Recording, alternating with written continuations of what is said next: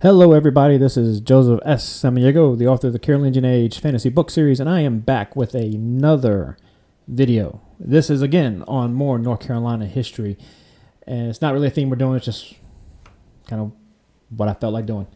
So, we did Blackbeard already, and now we're going on to the next huge topic in North Carolina history, which is Roanoke, the Lost Colony of. So, what happened? We don't know. We have theories, we have guesses, and there's a conspiracy about it. Yeah, actually, there's a lot of theories about that as well. So there's just a lot of things that could go wrong, that did go wrong, and a lot of things that could have been done that were not done. But we're going to get into all that. I don't know what he's going to say, but my fellow bearded gentleman has not steered me wrong yet, so I'm excited to see what he says. And again, this is something that every school kid in North Carolina knows about from prior to going to school. I remember going with my mom and dad to watch the play in Roanoke, the outdoor play of the Lost Colony. It's very famous. Andy Griffin was actually, that's one of the places he got his start at years and years ago, but they still do it. And I'm being woken up. It's a long-ass play. And I remember being woken up by the sound of their musket fire. And yeah, my dad loves to tell that story still, so he's probably going to enjoy hearing that.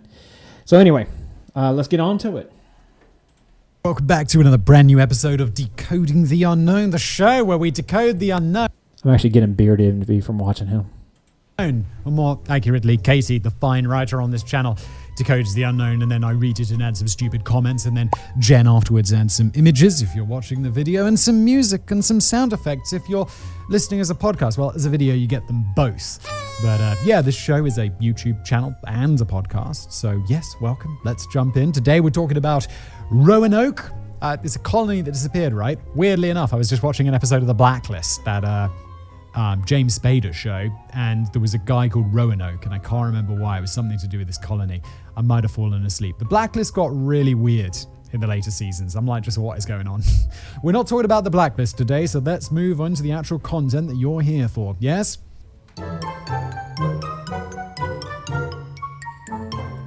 I never want to hear anyone say anything about me talking too much. I just want to say that. The Lost Colony of Roanoke is one of those enduring historical mysteries that refuses to be definitively solved. And as time goes by, more and more theories get added to the mix. To give you a very brief history, Queen Elizabeth I wanted to colonize the New World and had given her favorite nobleman, Sir Walter Raleigh, first crack at controlling as much of the America south of Newfoundland as he wanted. The pastor. It's just like the Queen in some random country just says to a dude, yeah, just go over there and take it. No worries. Yeah, what about the people living there? They don't. It's fine. It's going to be ours now. It's going to be ours. Oh, colonialism. Weird times. Bad. Okay, so real quick, yeah, it really was this mentality of screw whoever's there. We're going to teach them how to really live. And obviously they were wrong. However, not going into that too much. The idea, though, was Spanish had already established a colony in the New World. So England had to get a colony in. France was already starting to do it as well. England needed a colony. Sir Walter Raleigh had done some research. He really done his homework on where to go, and it was Chesapeake. Not anywhere near Roanoke. So that's part one, mistake one. So anyway, that's what they wanted to do. They wanted to establish a permanent foothold in the New World. And the ideal location was Chesapeake, which, yeah, now we know Jamestown did establish that first permanent foothold, but it was not that. They wanted to compete with the Spanish, who were already starting to make inroads toward this area. And they were in Florida, and they were already starting to make inroads towards Georgia, and they did actually get to North Carolina at one point around this same time. I don't want to say weird, like, yeah, it was weird. As a British person, you can't. It's like, it's not good. It's not good. In something that sounds kind of like the beginning of an ominous fairy tale, he was given 7 years to set up a colony before losing his exclusive rights to do so. The first real attempt to set up a colony under Raleigh happened in 1585. This all-male group did not do very well, as their leader, Ralph Lane, was basically a giant jerk and ruined relations with nearby Native American tribes by kidnapping whenever the English needed anything and in general behaving like the world's worst next-door neighbor. Also, I mean, the very fact of him being there makes him a terrible neighbor, because he's an unwanted neighbor who it'd be like someone showing up in your garden, pitching a tent, and then being a dickhead. It would be like, wait, isn't it bad enough that you pitched a tent in my garden, you homeless weirdo? And then at least you could be nice. Maybe come and knock on the door and introduce yourself, rather than kidnapping my children and then making them your slaves. A bit weird, Ralph. Maybe don't do that. The group eventually gave up. Yeah, Ralph Lane was definitely the antagonist of a lot of this. Yeah, so the whole idea of having 7 years, it was charter companies. So there were different charter companies who were vying for this potential. Raleigh had already gone and had already proven that there was a lucrative market here of lucrative goods to market. People wanted in on that. Raleigh, being the Queen's favorite at the time, was able to utilize that and to make an opportunity for himself and his chartered company.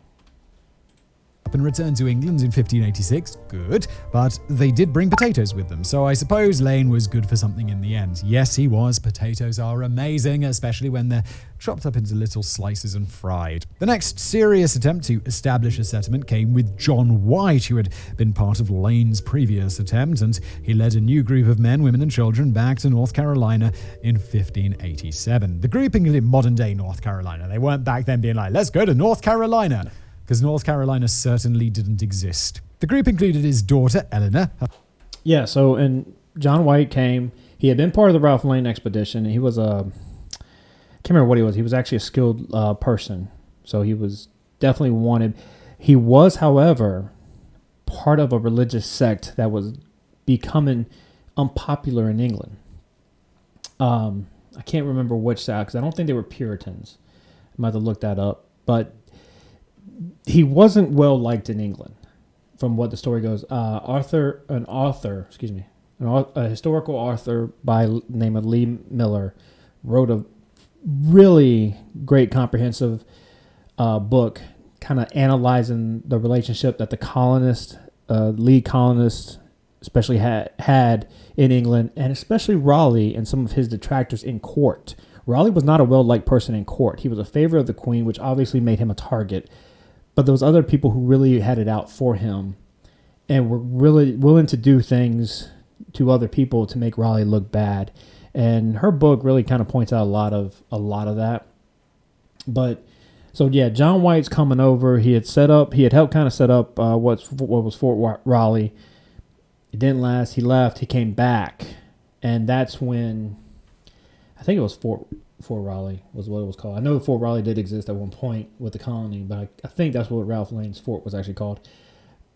And when he went back, again, they had not wanted really to go to North Carolina. They were trying to go further up north, but for whatever reason, I can't remember. I'm going to look. They had to stop at Roanoke. Her husband, Ananias, maybe, Dare. That is a great name, the surname Dare. And later on, their baby, Virginia Dare, who was the first English baby born on American soil. John White didn't stay long with the settlers and returned to England that same year for supplies, intending to come back as soon as he could. Unfortunately, because of England's conflict with Spain, it ended up taking him 3 years. That seems like a bit of a move. It's like, so what are you doing? There's this land far away that no one has succeeded in colonizing. So what you do is you pack up your whole family, you put them on a boat for what I'm sure is a horrible journey across the Atlantic. Then you arrive in America and then you're like, oh no, we need a bit more food. So you bugger off back to England and you can't get back there for 3 years. And your family's there. It's like, mate, what are you up to? When he did eventually make it back in August 1590, he got a huge shock. It wasn't that the settlement was merely abandoned. It had almost totally disappeared. There were no people, no buildings, no boats. The only thing that White could find was a single word carved into a post: Croatoan. So this is where the mystery began. Nobody had been able to say for sure what happened to the Roanoke settlers. But when you dig in a bit, there is more than one theory to their fate. Let's start with what we know. So before we get into this, the one important thing to point out too, because this is very important to obviously North Carolina history, but prior to the actual Lane colony of Ralph Lane, there was an expedition done where they took two Native Americans, two indigenous people from the Croatoan tribe. And actually, I don't know if they're both Croatoan. I know Manteo was Croatoan. People know the name Manteo because it's a community here. But he was really well liked by the English. He loved the English himself. Supposedly, his tribe, the Croatoans, were very friendly with the English that had came with that expedition, which was financed by Sir Walter Raleigh. Sir Walter Raleigh never actually set foot in this area, but he did come to the New World, but he never came to this specific area. And the other indigenous person was Wanchese, and he was also from a coastal tribe. I don't think he was actually Croatoan and the reason I don't think he was, after thinking about it, is he despised the English. It was almost like as if he was they were both actually kind of almost kidnapped, but he despised the English, and he actually helped other indigenous tribes fight the English later on. But they were taken to England and shown around and shown and paraded, and then Manteo kind of assimilated. Wanchese really didn't, and they came back with Lane's colony. I think Lane's colony or with White's colony, and that's when they decided to set up there. But originally they had intended to go elsewhere. The only clue left behind by White's group was the word Croatoan. This sounds creepy until you realise it was just the name of a nearby island and the tribe of indigenous Americans who the Roanoke settlers were on friendly terms with. There were also the letters C-R-O carved into a tree, but presumably they ran out of room to finish the word. So to most people, including John White, it seemed obvious that after however long of being on Roanoke Island, maybe the settlers just weren't doing that well, so they moved off to hang out with the Croatoan tribe and left White a note saying where they'd gone. Yeah, I mean, it seems pretty obvious, right? If you were going to go somewhere, like to pop out and get milk, and like if I was, and I knew my wife was going to get home in the time that I'd popped out to get milk, I'd be like, gone to get milk. Maybe I'd just even write, gone for milk. I don't think I'd just write milk, because I could write a little bit more, but if I had to carve it into a tree, I'd probably just write milk, and then she'd know what's going on. So it seems like that's pretty obvious. Fortunately, we don't have to carve these sorts of things into trees. He had been gone for 3 years after all, and the settlers might have been desperately waiting for things that never arrived, so they thought, sod this, and upped sticks. Literally, all their buildings were seemingly taken down and moved, not destroyed. To further drive home the theory that they merely moved on, there was no Maltese cross symbol carved onto the post, which was a pre-agreed distress code. If the colonists had time to carve an 8-letter word into the post and a 3-letter word into a tree, they would have had time to carve some sort of cross too, if they were being forced to flee. So John White trucked on over to Croatoan and met up with his family and the other English people, right? Well, no, wrong. He never actually made it over to follow up on his theory. What?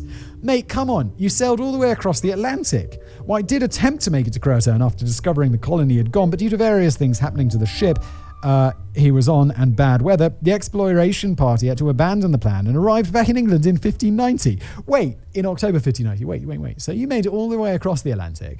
You got there. You were like, oh, they went to the other islands. And you tried to go there, but you couldn't. But somehow you magically made it all the way back across the Atlantic. It sounds like you don't like your family very much, doesn't it? What was?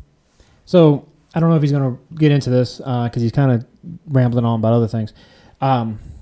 Yeah, so White got there. No one was there. Croatoan was written on a tree. CRO was written on another tree, on a post, actually, I think. Wasn't actually a tree on that one. And there was no Maltese cross. There was no real signs of a fight either. Everything looked like it had just been abandoned. However, when he did try to go to the Croatoan island to search, he was given really one day by the captain. And I want to say that was John Watts was the captain of that ship, and he was given one day to search. And bad weather, they had got turned around. if you know these islands, the currents are really treacherous, which is it just makes them more dangerous. So he had one shot, and when that didn't work, the captain said, "Okay, we're going. We have others," because they were actually on another expedition. They were also going up north to the Chesapeake area at that point too. So they really did not get a chance to really do a good comprehensive search on that particular point. And a lot of speculation has now gone into whether Watts and the other crewmen from that ship were kind of paid to hamper the expedition and the search. Is his name White? John White? Or either that or you're just lazy. There was another attempt set up by Walter Raleigh to see if the colonists were still alive, but the whole thing was pretty shady. If the colonists were dead, he would lose his claim on the land as 7 years of good luck would run out and there wouldn't be time to establish another party. If he could fudge the issue and try to convince everyone they might still be alive, his claim would be protected. He was also trying to get a jump on other business leads at the time and was basically using the search for the lost colonists as a smokescreen to put rivals off the scent. Other expeditions tried to find traces of the colonists over the years, but as time went by, it would have been harder and harder to work out the exact details. Relaying any sort of news was also subject to time delays, biases, and possible misinformation due to the large amount of spying going on. There were stories of massacres by local tribes, but also of contact with Native Americans who had fair skin, grey eyes, and wore a European style of dress. Okay, so that's pointing to two theories, right? One, they were massacred and their buildings, I guess, were stolen or used for resources or something. Or two, they integrated, so they became, it was over a really long time, like 3 years at the absolute minimum. So it's kind of possible that they just joined in with the tribe and then they had children with the Native Americans and they liked some of their clothes. So, So apart from peaceful assimilation with nearby locals, what else might have happened? Well, it all depends on who you believe. The whole thing got off on the wrong foot from the start. The settlers weren't actually supposed to colonize Roanoke. They had intended to travel to Chesapeake. But after stopping off at Roanoke to check on some soldiers who'd been holding the fort after the 1585 Ralph Lane attempt, the ship's captain, Simon Ferdinandez, abandoned them there. The soldiers had also met a mysterious fate. And there's also, his name also comes up as part of the conspiracy theory against Raleigh because of the fact that he did more or less abandon them there. Again, it wasn't their intention to stay there, but Raleigh had basically full rights from Canada down to Spanish territory with the intention eventually of finding a Northwest Passage. But they had to establish a foothold for the privateers first. And the other aspect of what they wanted to do in the New World was copper. They wanted copper for their munitions. Cannons needed copper to be made. A lot of weapons needed copper to be made. And so they came here with the intention of finding copper. Virginia, if I'm not mistaken, has some good copper mines. North Carolina actually has a lot of great copper in this area. And there was a tribe of indigenous people who ruled this, and they used copper. They found copper to be useful as well. So there was this idea that copper could be part of their ploy to build their war machine, basically. A couple of skeletons were found, but the rest of the 15 men were never heard from again. The ship's captain sounds like a bit of a d***. He dropped off 15 of the people he was supposed to take all the way and was just like, yeah, have fun. Knob. It seems likely they were attacked by a native tribe and then they died. Brilliant. And those that were still alive tried sailing off and didn't make it. But again, with no actual evidence of this, it's impossible to say for sure. If anthropologist Lee Miller is to be believed, the 1587 colonists were deliberately abandoned in a plot by jealous enemies of Walter Raleigh to mess up his attempt to claim land for himself. There had already been one failed attempt at Roanoke after all, and Fernandez had dropped the 1587 settlers off in July, long after they could begin planting anything, so it seemed like this attempt would fail too. This all sounds really like just not well organized. While sabotage for political... Yeah, but you also got to think, and while I kind of lean towards her thinking, you also have to think that Jamestown had a struggle too. They got there. They really didn't get planting done. They really didn't have much in the way of food stores or anything. So it's hard. Yes, if you get dropped after planting, yes, you're going to have a hard time. The North Carolina coastal plains aren't exactly great for planting. But you also getting from England to here at that point was also unpredictable. So you couldn't just necessarily say it's going to take us exactly this amount of time, because it may take you longer. Political reasons is a possibility. Fernandez was also quite mercenary in a previous form as a pirate.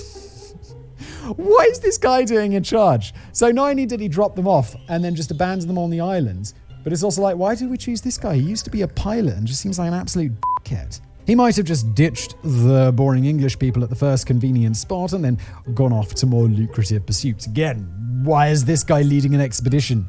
Spain and England were at each other's throats during this period, and some historians have suggested that the colony was pillaged by nearby Spaniards who were also grabbing up the land. The fate of the colonists would likely have been slavery or death, but there's no evidence from English or Spanish sources that the Roanoke settlement was ever discovered by Spain.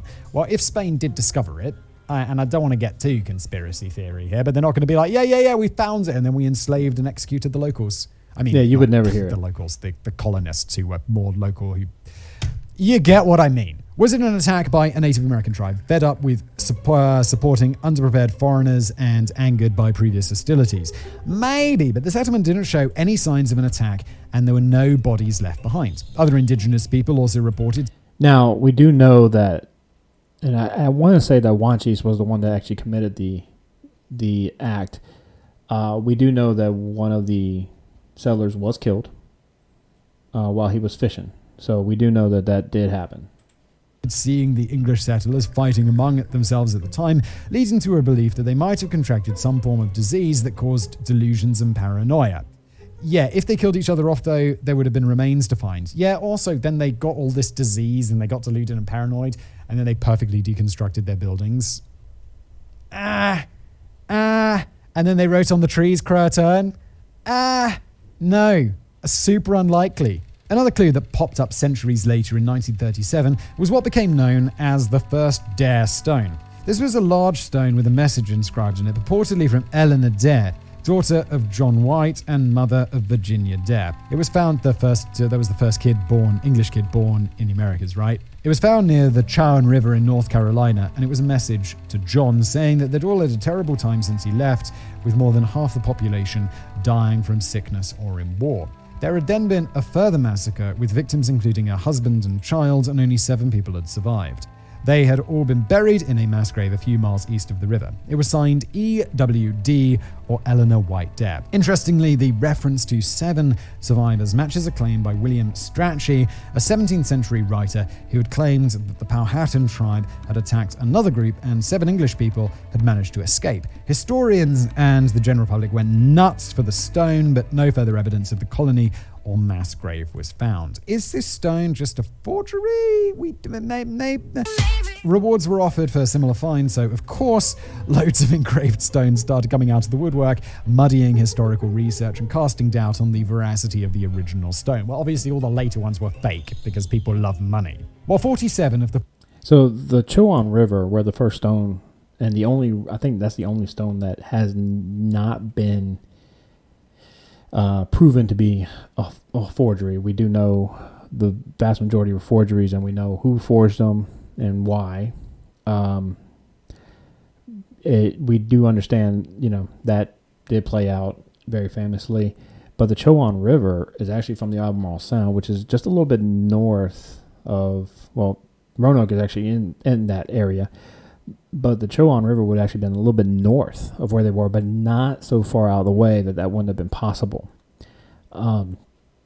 So it's actually and they have found a lot of what we would consider to be settler-style colonial artifacts in that area that don't link up to the settlements that were that we know of that were there in that time period, or after that time period, actually.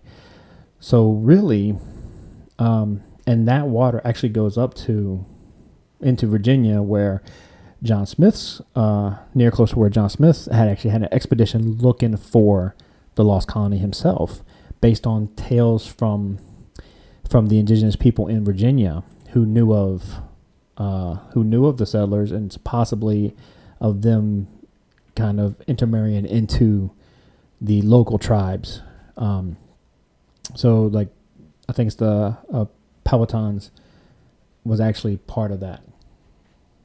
The 48 catalogued stones were eventually found to be the work of one man. Whoa! Bill Eberhardt, as you guessed it, stonecutter from Georgia. The original stone was different enough to be taken on its own merit. Well, yeah, it just sounds like old Bill was like, yeah, there's money. Yeah, so the first stone, we don't know who created that. But all the other stones, we know pretty much for a fact that they were forgeries. Be made in these fake stones, isn't there? So he got cracking on the fake stone business.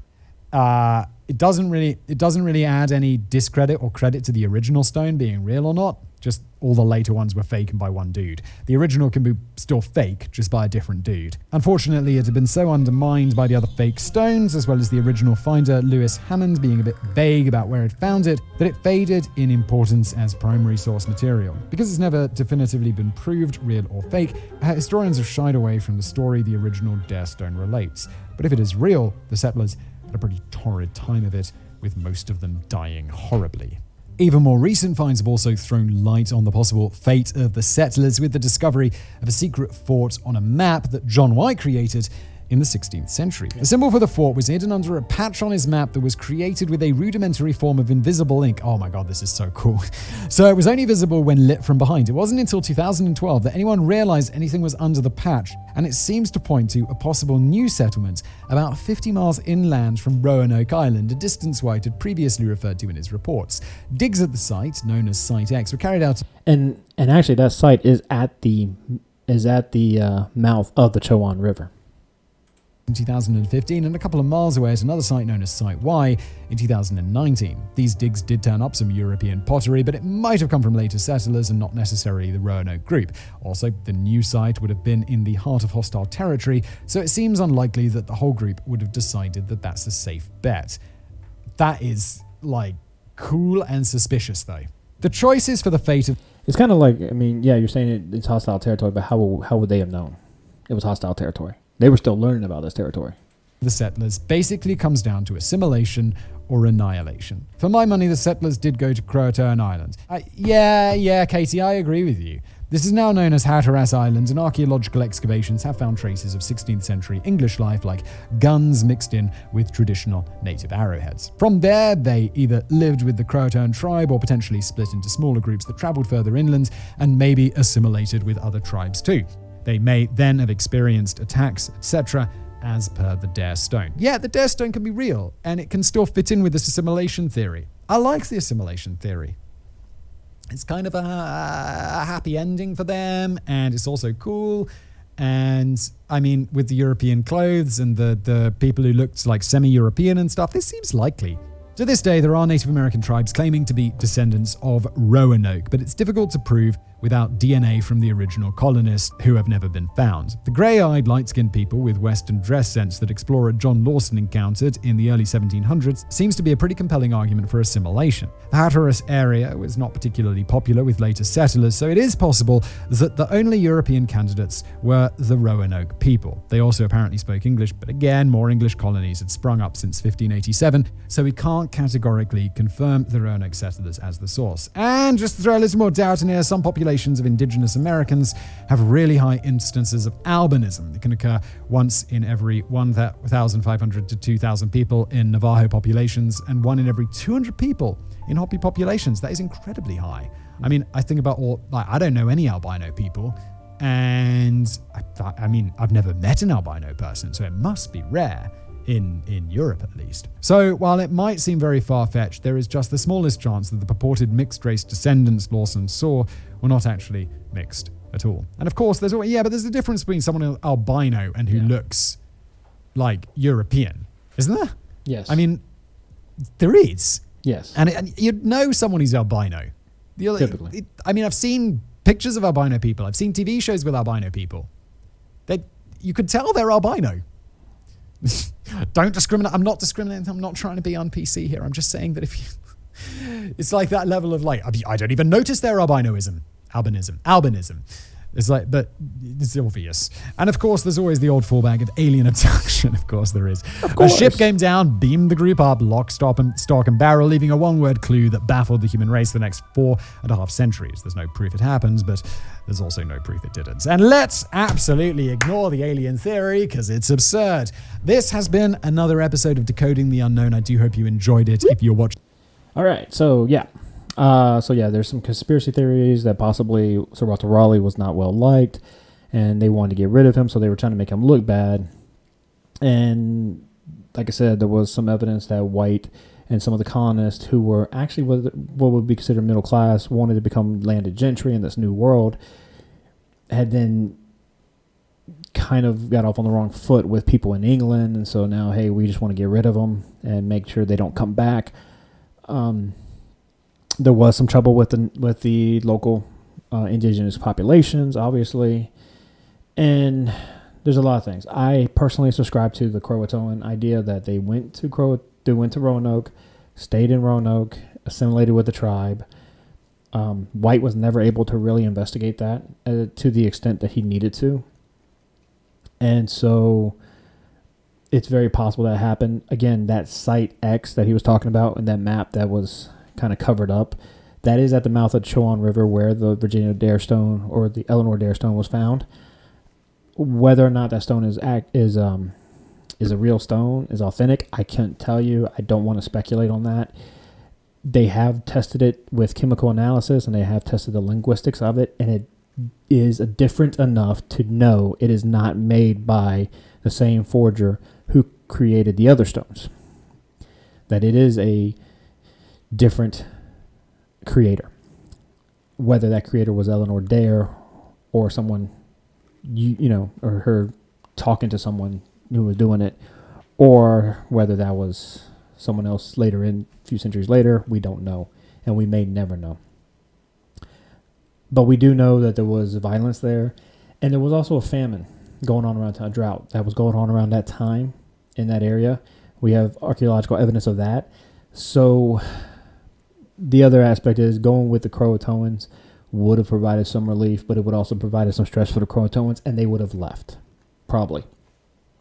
The idea going north to friendlier tribes in the Virginia area, and it's always possible. We don't know. It's still a mystery, and it will always be a mystery. We'll never solve it. I encourage you to read Lee Miller's book, The Mystery of the Lost Colony, Roanoke Mystery of the Lost Colony. She details a lot of the backstory leading up to the colony. And if you ever get a chance to check it out, please do so. It is pretty interesting. They have a recreation of the Fort Raleigh and a recreation of some of the buildings.